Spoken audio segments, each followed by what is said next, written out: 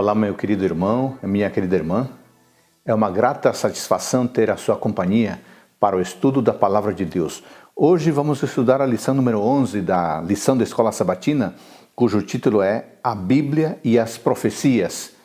Convido você para fazermos uma oração, pedindo a orientação de Deus para este momento especial. Oremos. Obrigado, querido Pai, porque temos a oportunidade de abrir a Tua Palavra e de estudarmos a lição da Escola Sabatina. Pedimos a Tua orientação, em nome de Jesus. Amém. No estudo de hoje, quero abordar 4 temas relacionados com a lição número 11. O primeiro, preterismo, historicismo e futurismo. Segundo tema, o princípio dia-ano. Terceiro tema, quem é o chifre pequeno de Daniel 8?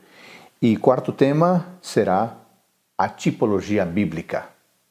Então vamos para o tema número 1, preterismo, historicismo e futurismo. Uma diferença entre a profecia clássica e a profecia apocalíptica está no fato de que a última, a apocalíptica, tende a apresentar detalhes e eventos relacionados com o tempo do fim, enquanto a profecia clássica pode apresentar apenas um estágio intermediário ocasional que conduz à grande consumação. Contudo, alguns eruditos bíblicos negam que a profecia apocalíptica cubra esta amplitude das eras. Eles têm se ramificado em outros tipos de escolas e de pensamento interpretativo. A interpretação historicista vê as profecias apocalípticas em um modo contínuo, isto é, as profecias de Daniel e Apocalipse apresentam o grande quadro do futuro, desde o tempo do profeta até o reino de Cristo. Fortes evidências para isto podem ser encontradas na maior série de símbolos que se estende através dos séculos, tanto em Daniel como no Apocalipse. Daniel 2 e 7, por exemplo, apresentam a série de figuras de metais e animais que simbolizam os reinos que sucederiam um ao outro, até que o reino eterno de Deus fosse estabelecido, a pedra de Daniel 2, ou até o tempo em que os santos do Altíssimo entrem no reino eterno, Daniel 7. Daniel 11 e 12 repetem esse modelo, descrevendo as ações de governantes individuais ao longo do processo, ao longo do caminho. Há, portanto, irmãos, forte evidência interna no livro de Daniel e Apocalipse de que estas profecias intencionaram dar a seus ouvintes e leitores uma abrangente visão da história do ponto de vista de Deus. Contudo, há aqueles que negam este ponto de vista histórico. Se a aplicação destas profecias não é feita ao longo do curso da história, há outros 2 lugares alternativos para o cumprimento delas, no passado ou no futuro. Preteristas, então, são aqueles que aplicam o livro de Daniel ao passado. Essas pessoas veem suas profecias terminando no 2º século a.C., no tempo de Antíoco Epifânio, o rei grego que governava na Síria. Uma vez que ele foi um rei cruel, que cometeu toda sorte de males contra os judeus, ele é visto como o cumprimento das más coisas que deveriam acontecer ao povo de Deus. Deste ponto de vista, o livro de Daniel não foi escrito no 6º século a.C. como profecia futura. Em vez disto, ele foi escrito no 2º século a.C., enquanto os eventos estavam acontecendo. Portanto, o livro não é profecia, mas história escrita como profecia por um autor desconhecido. Isso é o preterismo. O que é o futurismo? Bom, para os futuristas, as profecias começaram durante o tempo do profeta, mas então o grande relógio profético parou. Houve um intervalo e os principais segmentos da história humana, tais como o ministério de Cristo e a igreja cristã primitiva, simplesmente não são considerados pela profecia. Os futuristas, dentro da posição dispensacionalista, estão esperando o relógio profético recomeçar. Quando isto acontecer, Eles farão a contagem regressiva dos últimos 7 anos da história terrestre, e durante a qual haverá um anticristo final e literal, o qual se manifestará em Israel e perseguirá os judeus por 3 anos e meio. A igreja, tendo sido transladada, uma raptura, um rapto, deixará que os judeus sejam perseguidos pelo anticristo e seus seguidores. Estes 7 anos finais terminarão com o segundo advento de Cristo. Na realidade, o terceiro advento para eles. Assim, para os futuristas, o grande quadro da era cristã é representado apenas por um intervalo. A profecia não o inclui de forma alguma. Veja você como é importante ter essa percepção do historicismo, do preterismo e do futurismo, porque isso determinará como serão interpretados os eventos proféticos da Bíblia. Vamos para um outro tema, e aqui abordamos na lição de domingo rapidamente. Vamos para um tema que está na lição de segunda-feira, que é o princípio dia-ano. Irmãos, o princípio dia-ano, segundo o qual um dia em profecia é contado como um ano na história, constitui a espinha dorsal da interpretação das profecias apocalípticas. Durante o século XIX, o preterismo moderno e o futurismo tomaram o lugar do historicismo. Com essa mudança, o princípio dia-ano deixou de ser usado pela maior parte dos intérpretes das profecias. Atualmente, os adventistas praticamente são a única igreja cristã de grande porte que ainda utiliza o princípio dia-ano. Mas há alguma evidência bíblica para o princípio dia-ano? Então vamos lá. Os principais argumentos bíblicos que apoiam o princípio dia-ano podem ser resumidos em alguns pontos. Número 1. As visões nos livros de Daniel e Apocalipse são em grande parte simbólicas, com uma porção de animais diferentes representados de maneira importante, e eles representam de maneira importante grandes eventos históricos, ou impérios históricos, melhor dito. Os animais, os símbolos em forma de animais, representam importantes impérios históricos. E podemos dar uma olhada muito rapidamente para um deles. Vamos ver em Daniel, capítulo 7, versículos 3 a 7. 4 animais grandes, diferentes uns dos outros, subiam do mar. O primeiro era como um leão e tinha asas de águia. Enquanto eu olhava, as suas asas foram arrancadas e ele foi levantado da terra e posto em pé para que andasse como homem, e foi dada a ele uma mente humana. A seguir, o segundo animal, semelhante a um urso, o qual se levantou sobre um dos seus lados.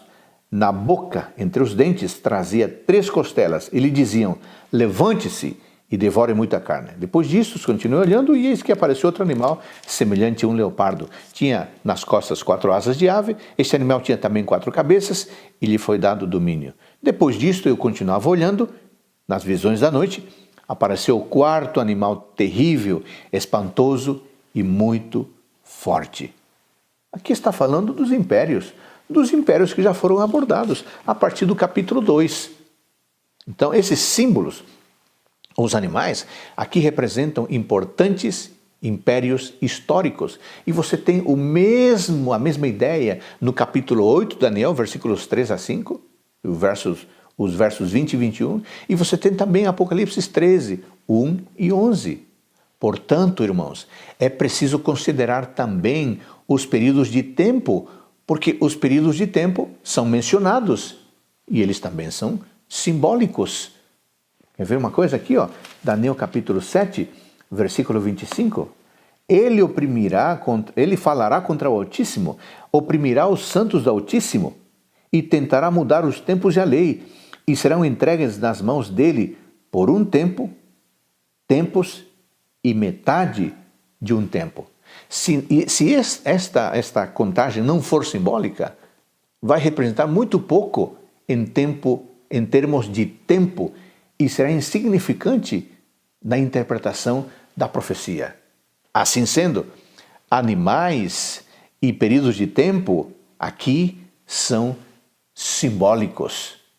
Isso faz parte do princípio dia-ano. Número 2. O fato de as visões no livro de Daniel tratarem da ascensão e queda de impérios historicamente conhecidos, que existiram por centenas de anos, mostra que os períodos proféticos devem também abranger longos períodos de tempo. Não faz sentido pensar que então são 3 anos e meio literais. Não, porque esses impérios duraram muito tempo. Portanto, este tempo, para ser compreendido corretamente, precisa ser considerado como simbólico, abrangendo longos períodos de tempo. Aspecto número 3. Em Daniel 7, os 4 animais que juntos perfazem um reino de pelo menos 1000 anos antecedem o poder do chifre pequeno. A visão se concentra nesse chifre, visto ser ele o que faz oposição mais direta a Deus. 3 anos e meio literais de luta entre o chifre pequeno e o Altíssimo é um tempo desproporcional ao escopo abrangente da história da salvação retratada nesta visão. Aplica-se o mesmo raciocínio a Apocalipse capítulo 12, versículos 6 e 14. Vamos dar uma olhada? Apocalipse 12, 6 e 14. Abra sua Bíblia, acompanhe, esses textos são fundamentais. 12, 6. A mulher, porém, fugiu para o deserto, onde Deus lhe havia preparado um lugar, para que nele a sustentem durante 1260 dias. Se forem apenas 3 anos e meio, esse tempo não abrange o que de fato aconteceu na história. Portanto, esses 3 anos e meio são simbólicos. Eles abrangem a maior parte da história decorrida entre o primeiro e o segundo advento de Cristo. Quarto aspecto fundamental na compreensão do princípio de ano. As profecias de Daniel 7 e 8 e 10 a 12 referem-se ao tempo do fim, seguido pela ressurreição e pelo estabelecimento do reino eterno de Deus. Se levarmos em conta os mais de 1500 anos decorridos, desde o século VI a.C., os períodos de tempo literal de apenas 3 anos e meio a 6 anos e meio não chegam sequer perto do tempo do fim. É preciso, portanto, entender esses períodos de tempo proféticos como simbólicos. 3 anos e meio são simbólicos e representam longos períodos de tempo real. Compreenda isso. 3 anos e meio não podem ser literais. Eles precisam ser simbólicos. Caso contrário, não haverá tempo suficiente para compreender a abrangência do período profético. Vamos ao quinto aspecto relacionado ao princípio dia-ano. Em Números capítulo 14, versículo 34, e em Ezequiel capítulo 4, versículo 6, temos algo essencial. Eu queria que você me acompanhasse na leitura desses versos. Números capítulo 14, versículo 34. Números 14, 34, diz assim: segundo o número dos dias em que vocês espiaram a terra, 40 dias, cada dia representando um ano, vocês levarão sobre si as suas iniquidades durante 40 anos e terão experiência do meu desagrado. Em Ezequiel, capítulo 4, versículo 6, também temos algo essencial relacionado a isto. Ezequiel 4, 6. Quando você tiver cumprido esses dias, deite-se sobre o seu lado direito e você levará sobre si a maldade da casa de Judá. 40 dias, durante 40 dias, um dia para cada ano. O que significa isto? Irmãos, Deus empregou propositalmente o princípio dia-ano como recurso didático. Quando usamos esse princípio para interpretar a profecia das 70 semanas de Daniel 9, 24 a 27, percebemos que ela se cumpriu no tempo exato. Muitos intérpretes que não utilizam o princípio dia-ano em outros textos apocalípticos reconhecem que as 70 semanas são de fato semanas de anos, que vão desde o período persa até a época de Cristo. O teste pragmático de Daniel 9 confirma, portanto, a validade do princípio dia-ano. Um outro aspecto fundamental para compreender o princípio dia-ano. A razão pela qual o princípio dia-ano se aplica a algumas profecias de escritos apocalípticos, como as 70 semanas que já mencionamos de Daniel 9, 24 a 27, e não a outras, como os 70 anos de Daniel 9:2, pode ser adequadamente explicada pelo conceito de simbolização em miniatura. Segundo esse conceito, o princípio dia-ano é aplicável somente às profecias simbólicas, cuja principal entidade, seja pessoa, animal ou chifre, representa uma realidade maior, reino, nação ou potência. Sendo assim, em contextos apocalípticos, tanto a entidade principal como o tempo envolvido precisam ser interpretados numa escala maior. O elemento tempo precisa ser visto a partir da perspectiva dia-ano. Muito bem, vamos a um terceiro aspecto da nossa lição, e eu queria conversar com você sobre a identificação do chifre pequeno. Afinal de contas, irmãos, quem é o chifre pequeno de Daniel, capítulo 8? Leiamos Daniel, capítulo 8, versículos 8 e 9, e logo depois vamos falar a respeito da compreensão desse texto. Daniel, capítulo 8, versículos 8 e 9. Eu vou ler aqui na minha Bíblia, estou usando a Nova Almeida atualizada.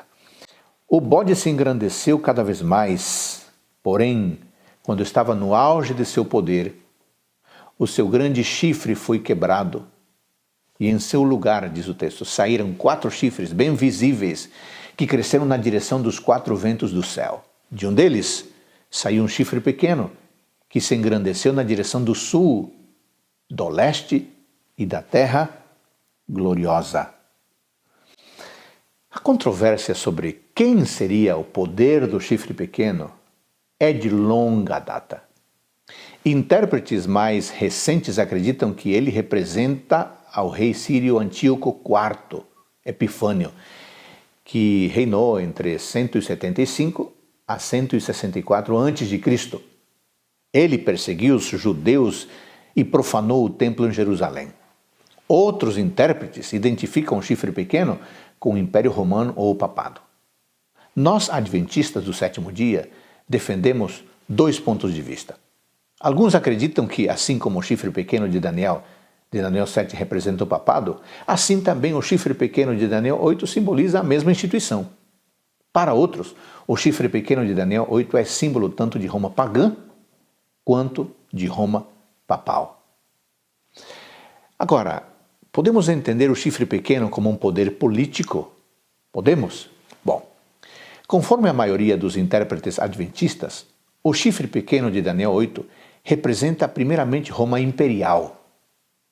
O texto diz que ele se tornou muito forte para o sul, que é o Egito, para o oriente, que é o Império Seleucida, e para a terra gloriosa, que é a Palestina, Daniel 8:9.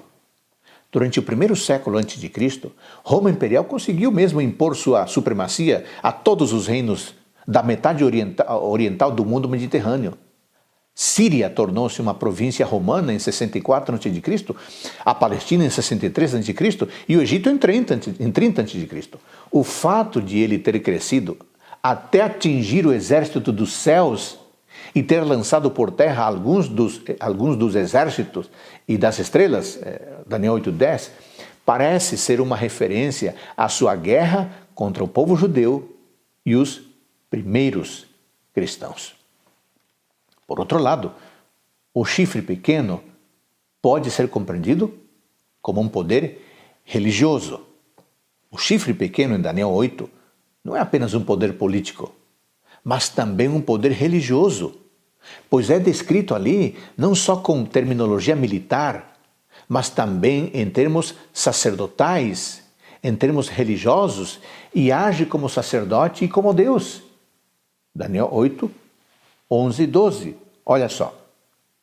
Ele se engrandeceu tanto que chegou a desafiar o príncipe desse exército, tirou dele o sacrifício diário e destruiu o lugar do seu santuário. O exército lhe foi entregue com o sacrifício diário por causa das transgressões, lançou por terra a verdade e tudo o que ele fez prosperou. Então observe, não é apenas um poder político, é também um poder religioso.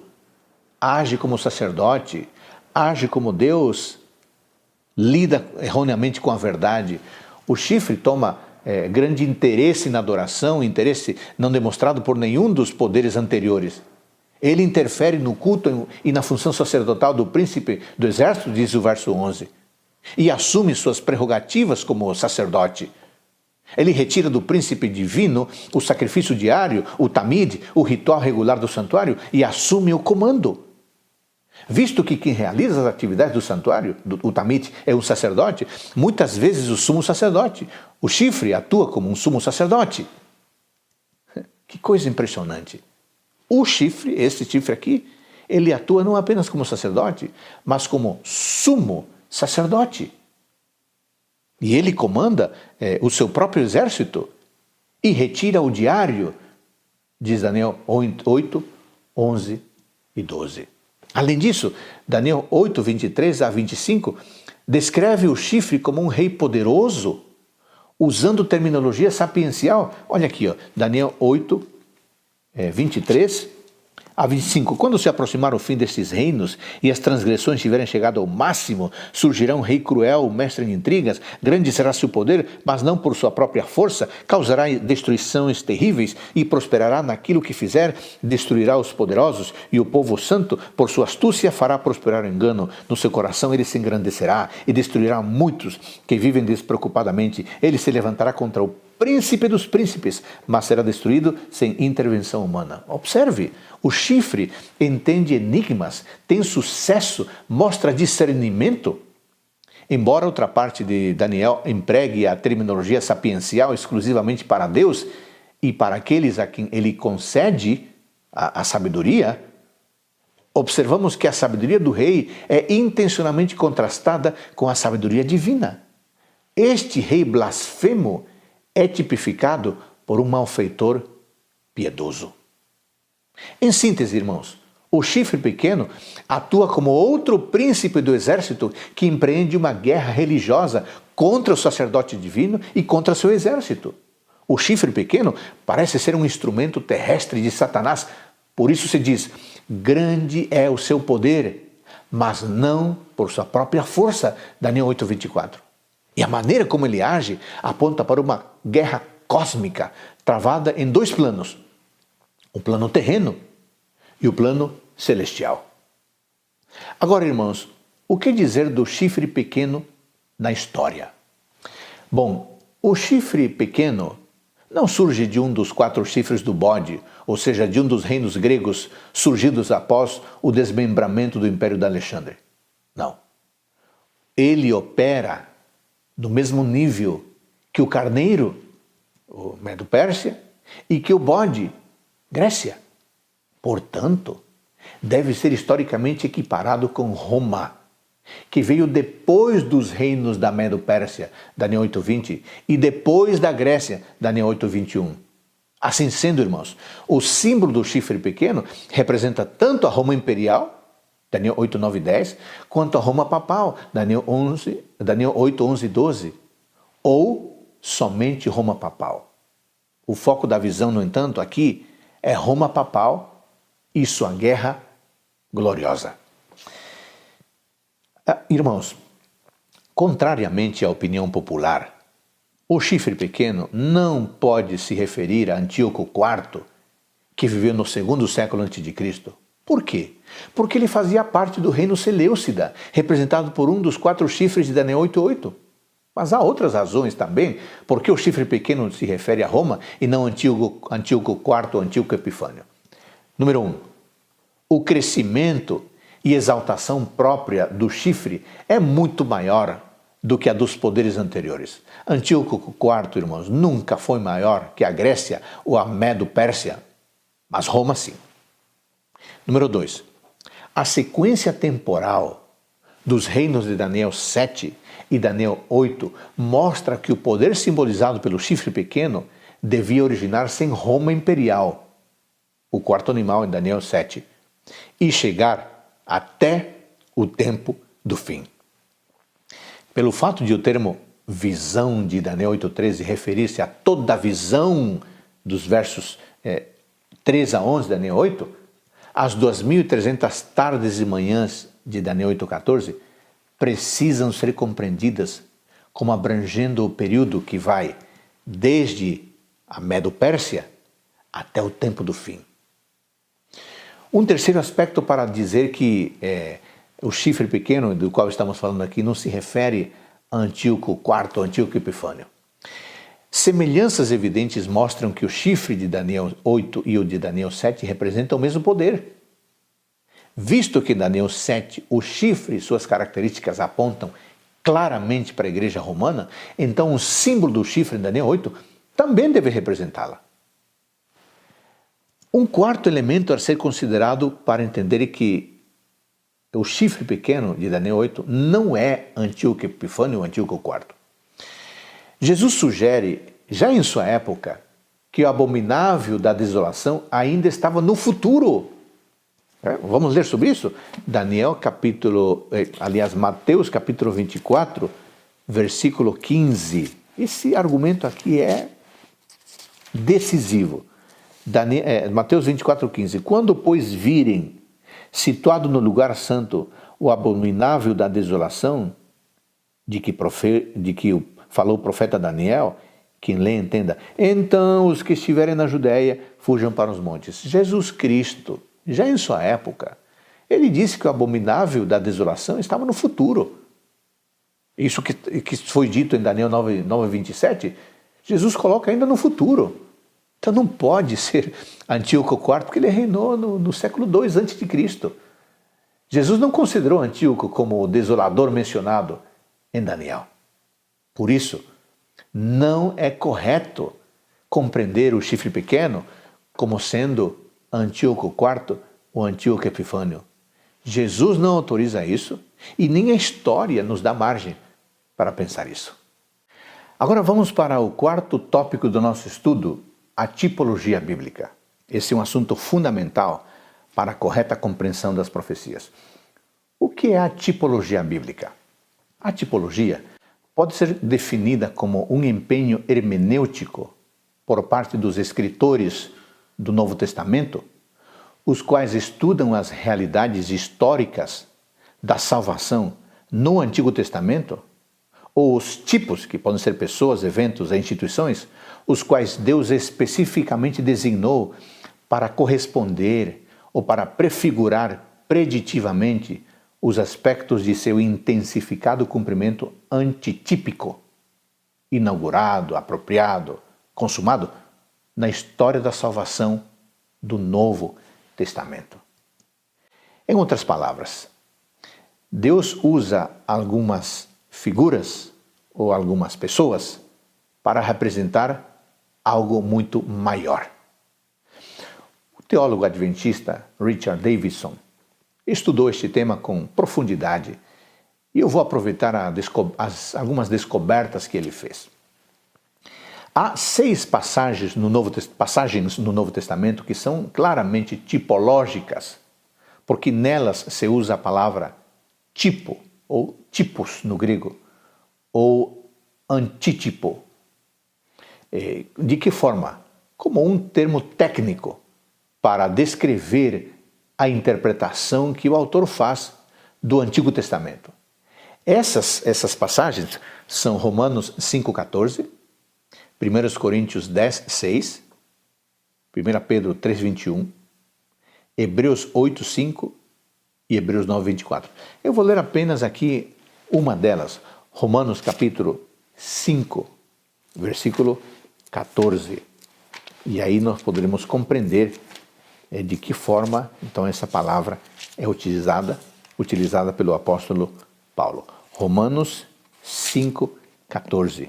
No entanto, a morte reinou desde Adão até Moisés, mesmo sobre aqueles que não pecaram à semelhança da transgressão de Adão, o qual prefigurava aquele que havia de vir.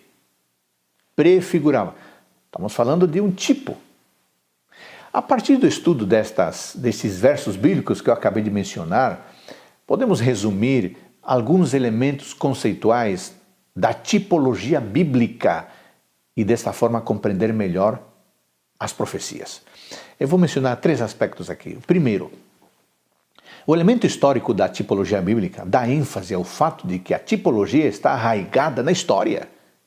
Isso está em contraposição com a alegoria, a qual não está, nem em primeira, nem em última instância, não está preocupada com o sentido histórico literal, mas com o núcleo figurativo ou com o núcleo espiritual escondido sob a casca histórica. Não há uma interpretação confiável quando a interpretação é puramente figurativa. Não existe a confiança. Por quê? Porque quando a interpretação é puramente alegórica, não há um fundamento histórico para compreender o que se está dizendo. Número 2, o elemento escatológico da tipologia clarifica a natureza da correspondência histórica e intensificação descrita acima. As pessoas, os eventos e instituições do Antigo Testamento assumem um aspecto escatológico nos seus cumprimentos no Novo Testamento. Por exemplo, em 1 Coríntios capítulo 10, as experiências de Israel no deserto são tipoi no grego, para aqueles sobre quem os fins dos séculos têm chegado. Vamos ler sobre isso? 1 Coríntios capítulo 10, e eu vou ler aqui o versículo 11. Estas coisas aconteceram com eles para servir de exemplo e foram escritas como advertência a nós, para que os fins dos tempos tenham chegado. Servir de exemplo, são tipos. É isso que a Bíblia ensina. Em Romanos capítulo 5, Adão é um tipo do que estava por vir, diz o verso 14. O segundo Adão é representado, então, pelo primeiro Adão, cuja vinda provocou a nova era escatológica da perspectiva bíblica. Um terceiro aspecto, o elemento cristológico, soteriológico, aponta para o foco e verdade essenciais da tipologia. Os tipos do Antigo Testamento não são realidades meramente nuas. Não são realidades meramente nuas, não. Elas são fundamentadas ou provocadas pela própria pessoa de Cristo. Às vezes, isso pode estar na forma de uma correspondência entre uma realidade do Antigo Testamento e a pessoa de Cristo, como, por exemplo, em Romanos 5, onde é feita uma comparação constantemente entre Adão e Cristo, ou em Hebreus 8 e 9, onde nós temos aí sacerdócio e sacrifícios, em contraposição com Cristo, como sumo sacerdote, e o seu próprio sacrifício. Isso pode ficar mais claro, irmãos, com alguns exemplos de tipologias bíblicas, que eu quero mostrar agora aqui, pelo menos rapidamente. Por exemplo, a tipologia do dilúvio. Como funciona isso? A graça de Deus já é revelada no dilúvio, nos 120 anos de provação concedidos ao mundo antediluviano, e na orientação divina para construir a arca para salvar aqueles que fossem fiéis a ele.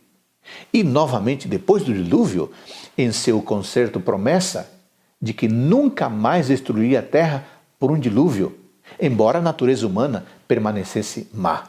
Eu acho que vale a pena ler alguma coisa sobre isso.